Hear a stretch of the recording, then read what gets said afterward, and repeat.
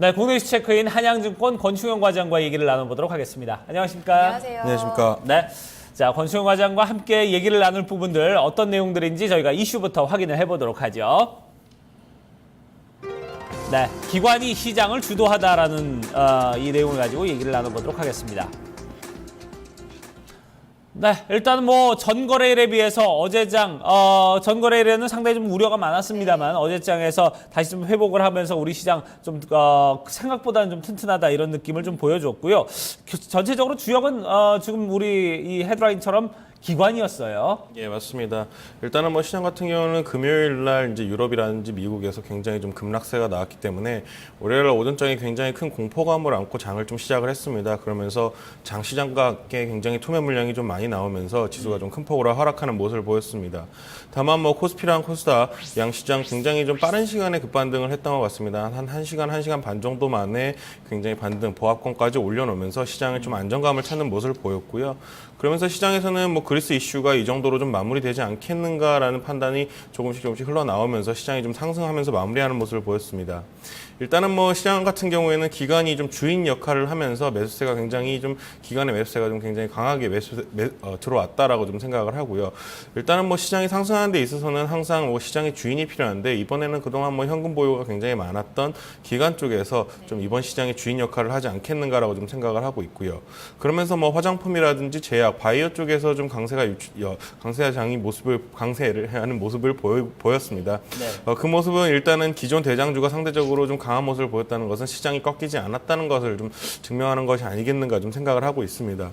일단은 뭐 그리스의 좀 이슈를 좀 보여야 될 것 같은데요. IMF에서는 그리스가 오늘 채무 불이행을 하더라도 디폴트를 선언하지 않겠다는 뉴스가 또 어제 나왔거든요. 네.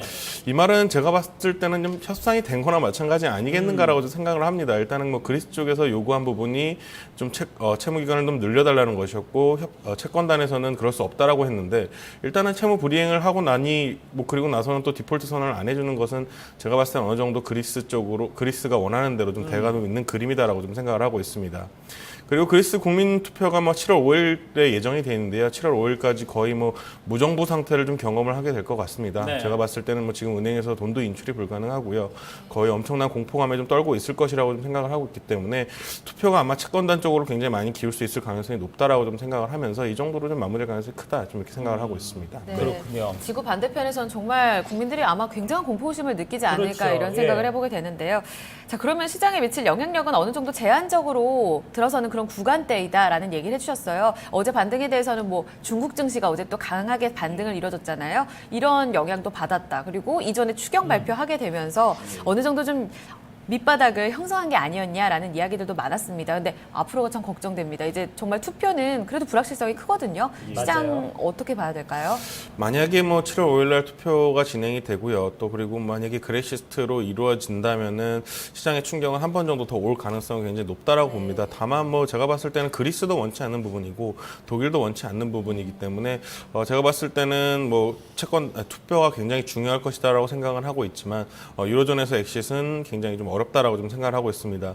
시장 같은 경우는 일단은 코스닥 같은 경우는 굉장히 좀 고점에서 있지만 코스피 같은 경우는 한국 시장은 그닥 오른 부분이 없기 때문에 상대적으로 좀 부담감이 덜하다고 좀 생각을 하고 있고요. 6월 한 달간 뭐 지속적으로 굉장히 많은 악재들의 괴롭힘을 좀 많이 받았습니다. 뭐 미국 금리 인상, 또 메르스 그리고 또 그리스까지 굉장히 좀 지속적으로 괴롭힘을 받았기 때문에 뭐 하반기 시작과 함께 많은 악재들을 좀 끝내고 새로운 시작을 하자라는 좀 의미로 받아들이시면 될 것 같습니다. 그리고 중소형주 위주의 코스닥 쪽은 계속해서 좀 강세 기조를 유지하지 않겠는가라고 좀 생각을 하고요. 일단은 코스피 어느 정도 좀 제가 봤을 때는 박스권 장세를 유지할 가능성이 굉장히 높기 때문에 그 지수와는 상관이 별로 없는 중소형주 쪽에서 좀 상승 국면이 많이 나올 것으로 생각을 하고 있습니다. 그리고 기술적으로도 뭐 코스피 같은 경우도 굉장히 바닥을 잘 다지고 올라온 모습으로 상승 추세를 다시 한번 그려줄 수 있다라고 좀 판단을 하고 있고요. 기관이 매수가 지속적으로 좀 유입될 가능성이 높기 때문에 이런 부분에서는 수급적으로도 굉장히 좀 크게 무리할 부분이 없다라고 좀 생각을 하고 있습니다. 일단은 뭐 외국인이 상대적으로 매력도가 높은 신흥국, 그중에서도 좀 한국, 좀 원화가 그동안 굉장히 강세였는데 이번 그리스 사건을 계기로 좀 원화가 약세로 돌아설 가능성이 굉장히 높다라고 좀 생각하고 있습니다. 뭐 추경도 있고요. 뭐 추가적인 금리 인하도 좀 가능성이 충분히 있다라고 보기 때문에 악재를 떨친 시장에서는 오히려 좀 상대적으로 대안적인 시장이 되지 않겠는가를 좀 판단을 하기 때문에 일단 시장은 제가 봤을 때는 뭐 추가적인 하락은 좀 쉽지 않다 이렇게 좀 보고 있습니다. 네. 전체적으로 뭐 시장에 대해서는 조금 이제 긍정적인 어떤 의견을 좀 보여주셨습니다. 아무래도 뭐 이번 달 또 추경도 분명히 좀 기다리고 있기 때문에 이런 부분이 시장에 좀 탄력을 불어넣어주지 않을까 하는 생각이 들고요. 생각보다는 뭐 상대적으로 좀 매력도 측에서 볼 때도 우리 시장이 괜찮은 매력을 갖고 있다 이런 부분에 대한 얘기인데, 자 그러면은 이제 대응 이제 포인트를 좀 우리가 좀 잡아봐야 되겠습니다. 좀 어떤 관점에서 좀 어떻게 대응을 하면 좋을까요? 시장에 대한 대응들. 네, 일단은 뭐 지수 부담 없는 수준으로 좀 매수로 대응을 하셔도 되겠다라고 일단 좀 말씀을 드릴 수 있겠습니다. 일단은 뭐 코스피 같은 경우는 굉장히 뭐 2050선을 바닥을 충분히 좀 강하게 지지하고 있다라고 좀 생각을 하시면 될 것 같기 때문에 이런 부분에 있어서는 매수로 좀 대응을 하시면 될 것 같고요. 그리고 그리스 제가 봤을 때 뭐 유로존 탈퇴만 없다면은 이 정도 선에서 마무리가 될 것으로 시장이 뭐 쇼크가 나온다 그래도 시장의 반응이 좀 미미하지 않겠는가라고 좀 생각을 하고 있습니다. 일단은 좀 보고 있는 그 좀 업황은 내수주, 건설주, 바이오주, 화장품 좀 기존 대장주들이 굉장히 그래도 아무래도 좀 실적 자체가 계속해서 좀 좋아지는 모습을 그릴 것으로 좀 생각을 하기 때문에 일단은 뭐 2분기 실적 발표 전까지는 뭐 시장이 좀 괜찮게 흘러갈 것이다라고 좀 생각을 하고 있고요.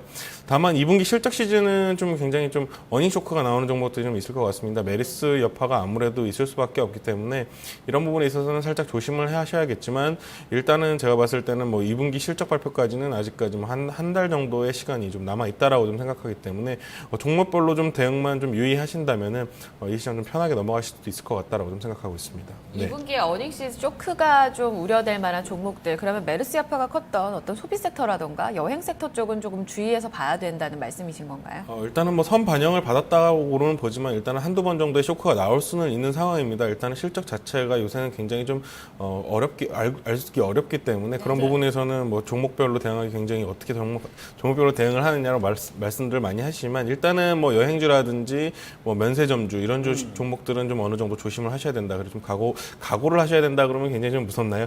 예, 일단은 좀 조심을 하셔야겠다라고 좀 생각을 하고 있습니다. 네. 자, 그러면 이제 우리가 뭐 시장 대응 전략도 좀 세워봤고, 그러면 이제 여기서 좀 종목 발굴도 좀 해보도록 하겠습니다. 어떤 종목 보고 계십니까? 네, 일단 오늘 최선호주는 리홈 쿠첸입니다. 다들 아시다시피 쿠쿠전자와 함께 우리나라 2대 그 전기밥솥 주식인데요. 일단은 이슈가 7월 말에 회사 분할이 있습니다. 쿠첸과 부방유통으로 좀 나눠질 것으로 좀 예상이 되는데요. 이전에 이제 두 회사가 합쳐가지고 이제 상장을 했던 부분이 있습니다. 일단은 두 회사의 기업 가치가 다시 좀 리레이팅 될 것으로 좀 생각이 되고 있습니다. 일단은 쿠첸 같은 경우는 그냥 그대로 아시다시피 밥솥 사업을 영위를 할 것 같고요. 부방유통 같은 경우는 원래 이제 좀 자산주의 좀 이슈가 굉장히 큽니다. 안양에 이마트가 있는데요.